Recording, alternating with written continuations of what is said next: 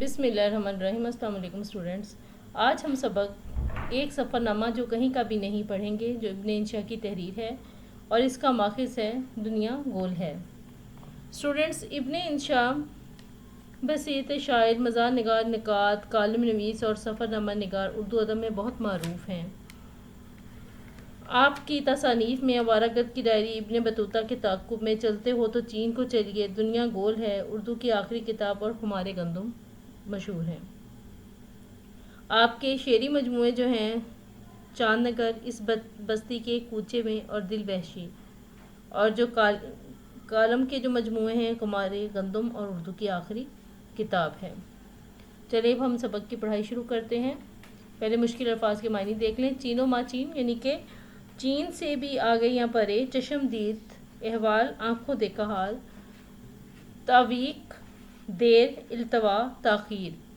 ہم نے سفر نامے بہت لکھے ہیں، چین و ماچین کے سفر نامے، ایران و توران کے سفر نامے، ان جگہوں کے سفر نامے جہاں ہم گئے نہیں، اور ان وارداتوں کا چشم دید احوال جو ہم نے نہیں دیکھی۔ انسانوں کو اللہ تعالیٰ نے ٹانگیں بے شک دی ہیں، لیکن دماغ بھی تو دیا ہے جس کی اہمیت ٹانگوں کے برابر نہ ہو۔ بہرحال ہے تو صحیح ہے تو کہ انسان جو ہے وہ کہتے ہیں، مصنف کہتے ہیں کہ میں نے ان جگہوں کے بھی بارے میں لکھا ہے جن کو میں نے دیکھا بھی نہیں، یعنی کہ سنی سنائی باتوں سے۔ آج کا سفر نامہ تو سفر نامہ نہیں، لیکن اگر کوئی پوچھے کہ کہاں کا ہے تو بتا نہیں سکیں گے۔ اس کی آگے اسٹوڈنٹ یہاں پر جو مصنف کہہ رہے ہیں کہ آج کا سفر نامہ تو سفر نامہ ہے، لیکن اگر کوئی پوچھے کہ کہاں کا ہے تو بتا نہیں سکیں گے۔ اس کی وجہ ہے کہ مصنف نے سفر کا آغاز جو کیا تھا کابل کے لیے، لیکن رستے میں جو تھا موسم کی خرابی کی وجہ سے ان کو کابل کی بجائے ان کو پشاور میں ہی اترنا پڑا اور رہنا پڑا، اور جس کی وجہ یہ بھی تھی کہ وہ پہلے پشاور سے چلتے ہوئے بھی مطلب پنڈی سے چلتے ہوئے بھی وہ کافی لیٹ ہو گئے تھے۔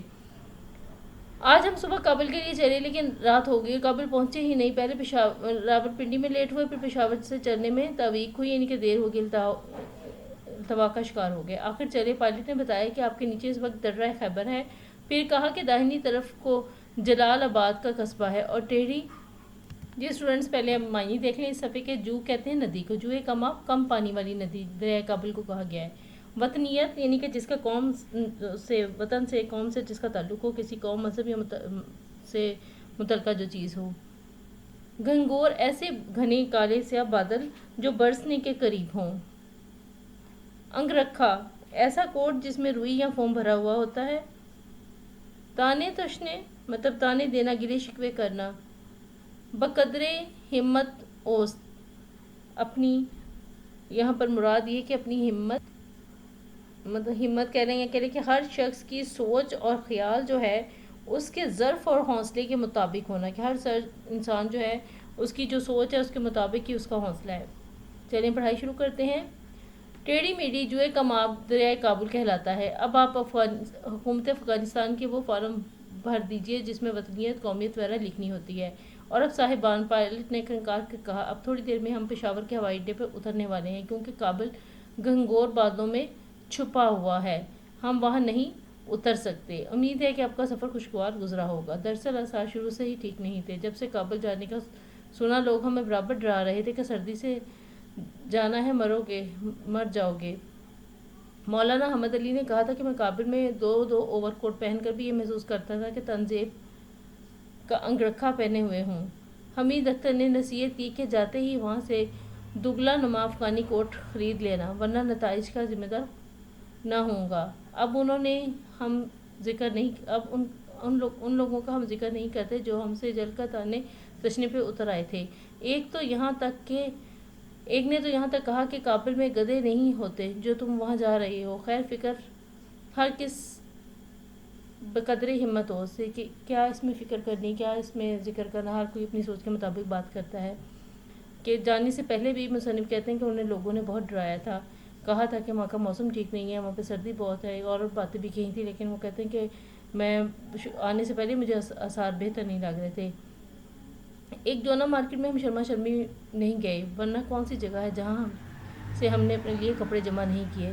ہمیں دراصل اوور کوٹ وغیرہ درکار تھے، اور کوئی اونی زیر جامہ مل جاتا تو سبحان اللہ، لیکن ہماری شہرت ایسی۔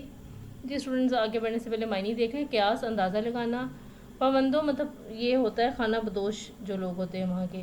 سر منڈنے کی کوشش کی، زبردستی دینے کی کوشش کی۔ ہماری شہرت ایسی خراب ہوئی کہ لوگوں نے قیاس کیا کہ ہم شاید فلسطین کے مہاجروں یا افغانستان کے پابندوں کے لیے کپڑے جمع کر رہے ہیں۔ نتیجتاً سب نے اپنے پھٹے پرانے گھسے ہوئے کپڑے ہمارے سر ڈھونڈنے کی کوشش کی۔ وہ جانتے تھے کہ اگر واپس دے گا تو یہ اسٹوڈنٹس معنی دیکھ لیں پہلے۔ عطیہ، تحفہ، دیدہ زیب، خوبصورت کلہ و دستار مطلب پگڑی، فلیٹ انگریزی ٹوپی کو کہتے ہیں، یہاں پہ فلیٹ وہ کمرہ نہیں بلکہ انگریزی ٹوپی ہے۔ کانگڑی، یہاں پہ میں اس کو انڈرلائن کرنا مس ہو گیا میں سے، یہ ایک انگیٹھی ہوتی ہے جسے اکثر جو کشمیری جو ہیں وہ گلے میں لٹکائے پھرتے رہتے ہیں، سردیوں میں عموماً گلے میں انہوں نے ڈالی ہوتی ہے، لیس ہو کر تیار ہو کر۔ جی آگے پڑھتے ہیں۔ ڈرائی کلین کرا کے دے گا مطلب مشین کے ذریعے سے صاف کروانا، تو ہمارے جان ان کپڑوں سے چھوٹے گی کہ کپڑے دے کر ہم ان سے فارغ ہو جائیں گے، ان سے جان ٹوٹ جائے گی ان کپڑوں سے۔ دونوں صورتوں میں نقصان اسی شخص کا ہے۔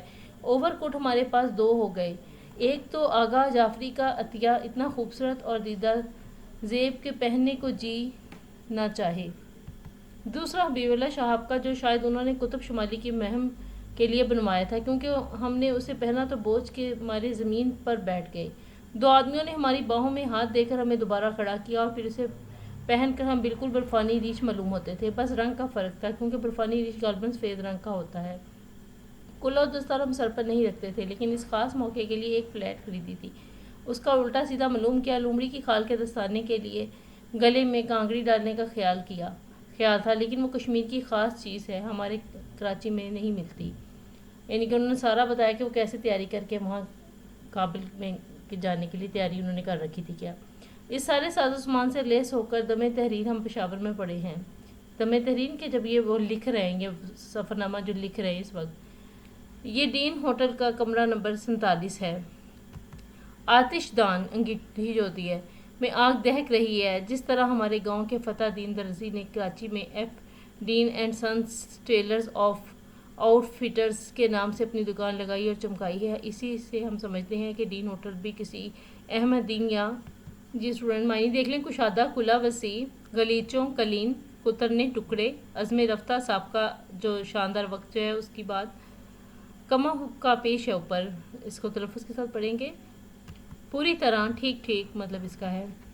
چلیں جی پڑھائی شروع کرتے ہیں۔ نور دین کا ہوگا، لیکن ہوٹل کا ناک نقشہ بتاتا ہے کہ یہ واقعی کسی انگریز بہادر کی ملکیت رہا ہے۔ لان کشادہ، احاطہ کشادہ، کمرے کشادہ، ہر چیز کشادہ سوائے مالکوں کے دلوں کے، یعنی کہ صرف جو وہاں کے مالک تھے وہ تنگ دل تھے، باقی ہر چیز وسیع تھی، کیونکہ ہمارے کمرے میں بجائے غلیچوں کے ان کی کترنیں پڑی ہیں۔ ٹھنڈے کمرے کے فرش پر ان پر پاؤں رکھتے ہوئے یوں گزرنا پڑتا ہے جیسے کیچڑ میں پڑی ہوئی اینٹوں پر بچتے بچاتے قدم رکھتے ہوئے چلتے ہیں، یعنی کہ قالین کے جو ٹکڑے تھے وہ بھی صاف ستھرے نہیں تھے۔ لاؤنج کے قالین پر بھی گھسے پٹے ہیں اور عظمت رفتہ کی کہانی کہہ رہے ہیں کہ پرانے وقتوں میں جب کبھی وہ بہتر ہوتے ہوں گے تب کی کہانی سنا رہے ہیں۔ جدید ہوٹلوں کی سی نہ اس میں شان ہے نہ آسائش، اپنی عمر طبی میں سے یہ کچھ ہنس کر گزار چکا ہے اور کچھ یوں رو کر گزارا ہے، یعنی کہ جس کی عمر رفتہ عمر جو اس کی ہے اس میں سے یہ کچھ حصہ اس ہوٹل نے بڑی شان سے گزارا ہے اور کچھ رو رو کے اپنا وقت گزارا ہے۔ سید محمد جعفری نے جو مصرع پرانے کوٹ کے مدح میں لکھا تھا، ہمیں اس ہوٹل کو دیکھ کر یاد آیا کہ کسی مرے ہوئے گورے کی یادگار ہے یہ۔ باوجود فون کرنے کے کوئی دوست پشاور میں نہ مل سکا، لیکن پشاور والوں کی عالی حوصلے سے ہم کما ہوکا متاثر ہو چکے ہیں۔ ہمیں PIA کے دفتر جانا تھا، کسی نے بتایا کہ انٹرنیشنل ہوٹل میں ہے۔ ہم نے اپنے ہوٹل کے کاؤنٹر پر جا کر پوچھا کہ کتنی دور ہے یہ جگہ، تو کاؤنٹر کلرک نے بتایا کہ جناب بالکل ہمارے پچھواڑے ہے، یعنی کہ بالکل پیچھے، بس کوئی 1 فرلانگ ہوگی۔ آپ ہوٹل کے دروازے سے نکل کر بڑی سڑک پر آئیے اور بائیں ہاتھ کو چلیے، بس سامنے ہی ہے۔ جب ہم اس ہدایت کے مطابق کوئی پون میل کی مسافت طے کر چکے تو ایک صاحب سے پوچھا، انہوں نے کہا PIA کا دفتر؟ جی وہ تو یہ رہا، آپ کو اسی راستے پر ایک سینما ملے گا، اس کے بعد بس PIA کا دفتر ہے۔ اور واقعی اس جگہ سے کوئی 8 میل آگے ہمیں وہ دفتر مل گیا، یعنی کہ جو ہوٹل والے تھے انہوں نے صحیح طریقے سے رہنمائی بھی نہیں کی۔ یہ جگہ واقعی ڈین ہوٹل کے پچھواڑے میں ہے، لیکن ایسا ہی ہے کہ جیسے کراچی کے پچھواڑے میں کاٹھیا واد اور لاہور کے پچھواڑے میں تبت پڑتا ہے۔